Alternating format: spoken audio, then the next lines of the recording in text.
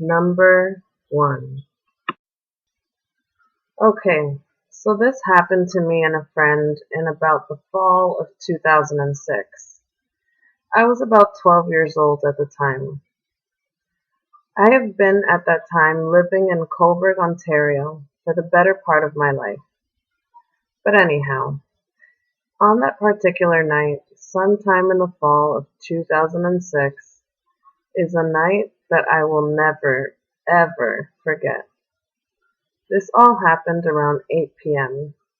My friend and I were playing on the big playground at Grant Sign Public School in Cobourg. The school had a big and small playground. We were playing superheroes or something like that.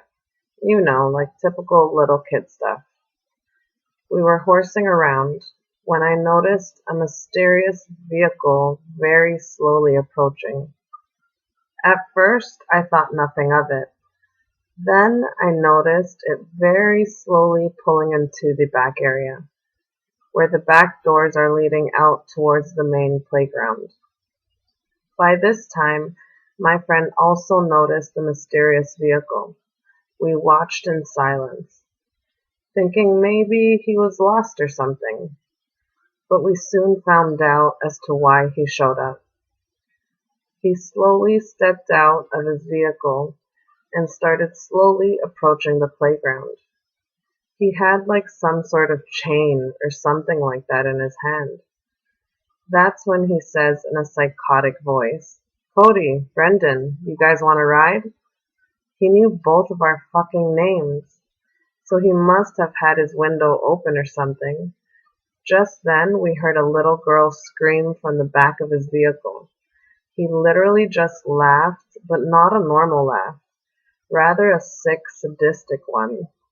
My friend and I literally both jumped off the playground, hopped on our bikes, and took off, heading for the nearest exit, to a neighborhood that was no more than about 50 meters from the school.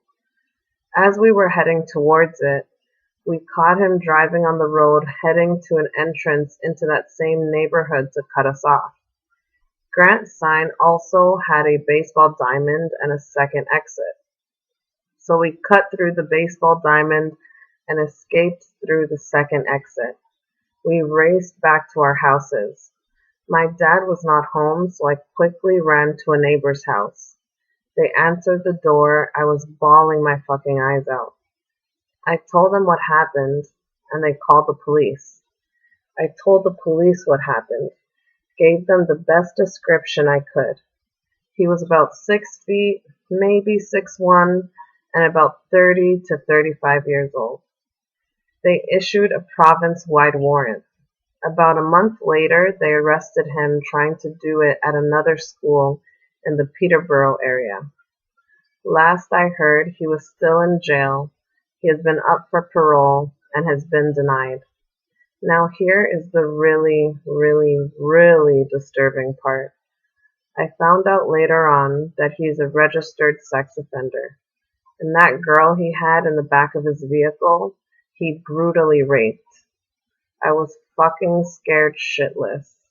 I'm also sadly scarred for life because of it. Number 2. When I was a kid, I used to live in an Eastern European country called Lithuania. When I was 5, my parents and my 3 sisters moved from a relatively large port city to a small rural countryside. I guess my parents thought it was a great place to raise children. It was pretty amazing at first. My sisters and other kids would go hiking, swimming, climbing trees, all the usual kid stuff. We always felt safe, no matter how far into the forest we explored. One day, when I was 12, my older sister, who was 14 at the time, had her friend over at our house, a girl named Anne. They were planning to go to this old abandoned German cemetery to drink and smoke. It was a remote place with no house in sight, so the location was perfect for rebellious teenagers who wanted to try new things. I wanted to join the cool kids, so I went with them. It was summer, hot, and in the middle of the day, so we never thought it could be dangerous. The walk was a bit more than a mile away, surrounded by small woods, but we didn't care. We've walked this road 1,000 times before. We talked and laughed and joked around. We were almost at the cemetery when we heard a car driving behind us. That was odd, because we were walking a dead-end road, and I've never seen anyone visiting a dead relative or friend at that cemetery. It was so old, and German for that matter. The car drove past us, then stopped. It was like whoever was inside was waiting for us to catch up. We were walking at a slower pace now, observing the car, when it suddenly began to drive in reverse, right towards us. I was feeling uneasy now, because I could see that the car was filled with young men, 5 of them, and looked a bit worried too. They pulled over when they reached us, rolled down their windows, and started chatting with us, asking us where we were headed, how old we were, and if we'd like to ride around with them. Anne and I were quiet, looking at each other, both with worried expressions on our faces. My older sister, however, the brat that she was acting all cocky and indifferent, telling them to piss off and leave us alone. They clearly didn't like her answers, so the driver opened the car door and got out, now practically screaming at us to get in. I grabbed Anne's hand, turned around, and ran like the devil was chasing me, hoping that my sister would follow. Thankfully, she did. We ran back the way we came, just praying that they would not follow, but no such luck. As I turned my head to look, I saw them turning the car around and coming right for us. They were screaming something at us, driving full speed, and that's when I realized they were going to catch us. I screamed at Anne and my sister to run to the side of the road, into the woods. Surely they couldn't follow us in the car there. They didn't. We hid behind the bushes, deeper into the forest, looking at their car just making circles around the little forest. We couldn't get home if they kept driving around like that. They clearly knew that and were scaring us on purpose, driving back and forth, laughing and taunting us. And then it happened. I heard police sirens rapidly approaching. We didn't call them. We had no cell phones. The guys in the car looked to be panicking now. They quickly turned around and sped off towards the cemetery and out of sight. The police vehicles drove past us, right in the direction of where those creeps went. We were starting to stand now, ready to run back home, when we heard several loud bangs coming from the cemetery. It was gunshots. We hightailed it out of there as fast as our short legs could carry us. To this day, I don't know if those guys had guns or if it was the cops, but they were clearly pretty dangerous. I'm just glad we got out of there in time. They clearly wanted to take us with them and do God knows what to us. I'm glad we escaped. We never told our parents about the incident, nor the cops. It's been 9 years. I'm 21 now, and I still don't know what happened to those men. Were they arrested? Killed? I have no clue. My family and I live in Norway now. We moved 8 years ago.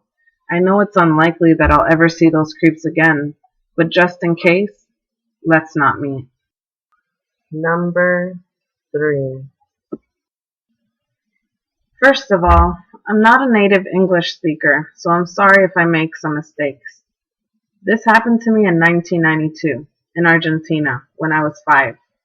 My mom and her best friend had a clothing store in our town. It wasn't really close to our house, but it was pretty close to my school, so I used to spend most of my afternoons there. There was a room in the back of the store with a little stove and a table, so I used to spend the time there drawing, playing with my stuff, etc. As you can guess, I used to get bored a lot, so I pestered my mom, begging for her to let me cross the street and go to the bakery in front of our store. My mom wouldn't let me go alone unless my brother was there to take me. But one day, maybe because the store was crowded, or maybe because I was almost 6, my mother helped me to cross the street, and let me go to the bakery alone. She said, "I'll be waiting here."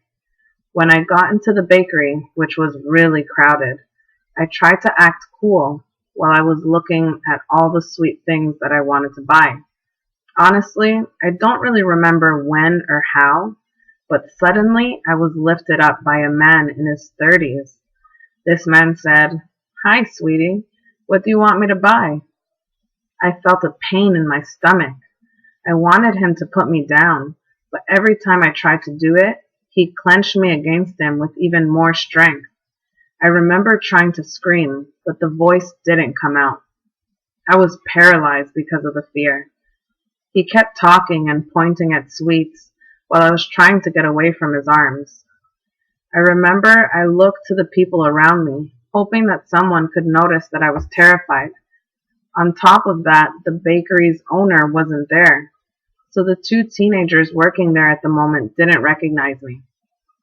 Finally, a quiet voice came out of my throat. "Please, sir, put me down." But he didn't care.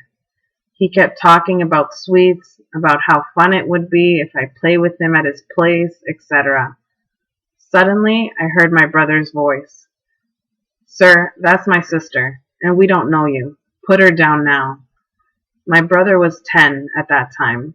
Quickly, I threw myself to him, and everyone at the store looked at the creepy guy, who excused himself, saying something like, "I thought she was lost. Sorry," or something like that. My brother took me out of the store and told me, "Mom was worried because you didn't come out of the store. So when I arrived, she asked me to go and get you. I won't tell Mom what happened if you promise me not to be such an idiot again." I said yes to all. I never begged to go to the bakery or anywhere else again. The creepiest thing of all is that somehow I kind of knew what was going to happen to me. That was weird because being a kid and having such overprotective parents, I didn't know a thing about child abuse. But somehow I knew. I told this experience to my mom 2 years ago, and she was shocked and felt guilty. I don't blame her. We lived in a small and quiet town, and she indeed was a responsible parent. It's just that those creeps are ready to attack at the slightest chance they find. So creepy and highly possible pedophile guy, let's not meet again. Thank you for watching, everybody. I hope you enjoyed this video tonight. Make sure to like, comment, and subscribe. And remember, be dreadful of things that happen in the night.